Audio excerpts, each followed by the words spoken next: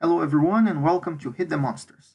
So in this game, 4 monsters will show up here in the screen. You need to press the correct keys in order to kill them. If the monster is with a mouth open, which is a scared monster, you earn an extra point. So we'll press the button. We can either press it with the mouse click or hit enter. Now we have 3 seconds to get ready and the monsters will start appearing.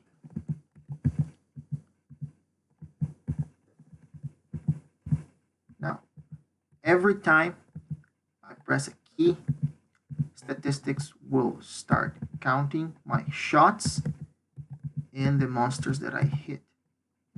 And if you notice, there are some times when the monster is popping out of the hole, it just goes back into it. This happens 10% of the time.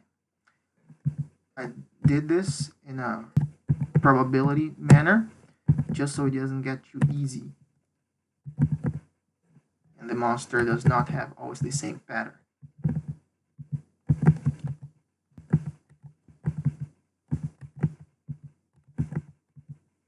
Okay, 10 seconds left.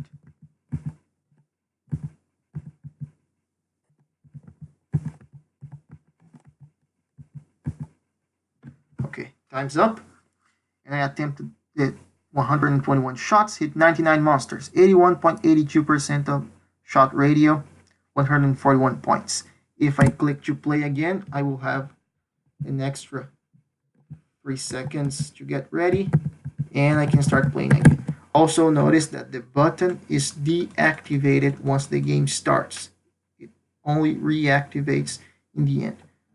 I will just hit some monsters and go back to the code for now. Let's leave it running. Okay, so this is the body of the HTML code that shows how this was done. We put everything of the information in the body. Here is the button. It has an autofocus, so whenever you refresh the screen, you focus on the button, and here's the output with the messages and statistics of the game. Now here's the script.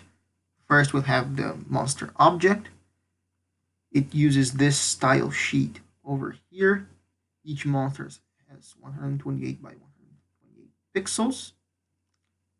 This is the probability for the monster to go down, which starts at 0 for each monster.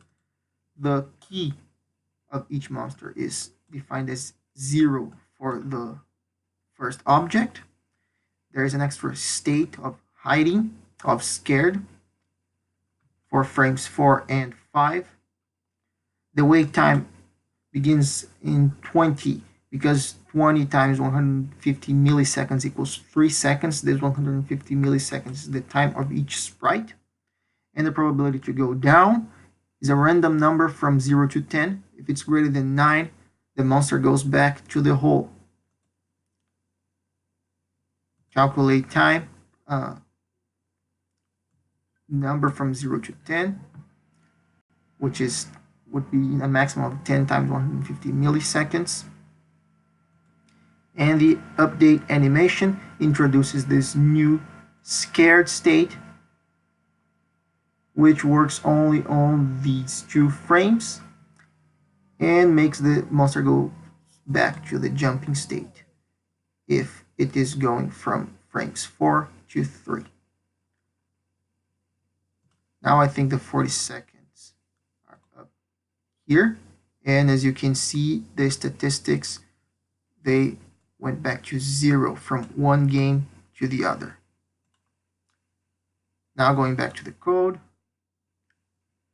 we create an array of 4 monsters. We push each monster in the array. We assign each key for the monsters, and we assign the statistical variables and they all start in 0. Now we have the button, and the button will start a game with the start game function. Now the start game function, first it will deactivate the button so you can't restart while you're playing. It will run the load handler function, the key press that detects key presses, and it will set the counter with the countdown function, which works every second. Every 1 second, and here's the countdown. It will make it go down. Oh, and notice that the countdown function starts at 63, which is the minute for playing the game, plus 3 seconds to get ready once you press the button. After the time's up, we go to the end game function. Now let's take a look at load handler. It will go through each monster of the array and reset the calculation time and run the update function every 150 milliseconds. The update function will go through each monster of the array, calculate the probability for the monster to go down, and as said previously, if it's greater than 9, the monster will go back to the hole, and then it will update the animation of each monster. And the render function will draw them in the array. It will draw them in the canvas. It will go through each monster of the array, and here's how we calculate the position of the monster in the canvas. And we have the function that detects key presses. It feeds statistical variables, display the total points in the console log, and it hits the monster only when the monster is not on the hiding state. One if statement for each one of the monsters. And finally, for our endgame function, it will remove the event listeners for load handler, key presses, but it will reactivate the event listener for the button, so you can restart the game. It will clear the canvas.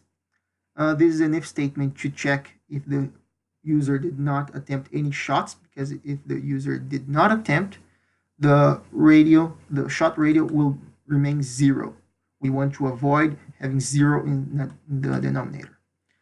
This is the message that is displayed for the user, and it is displayed here in this output. Then everything is set back to 0 again. We also restart the points of each monster, and we reset the wait time back to 20. So this is the code for Hit the Monsters. I hope it's clear enough. As you can see, there are many comments through the code, so no one gets lost when it's being read, and I think it's pretty organized. So I do hope you enjoy Hit the Monsters, and see you later.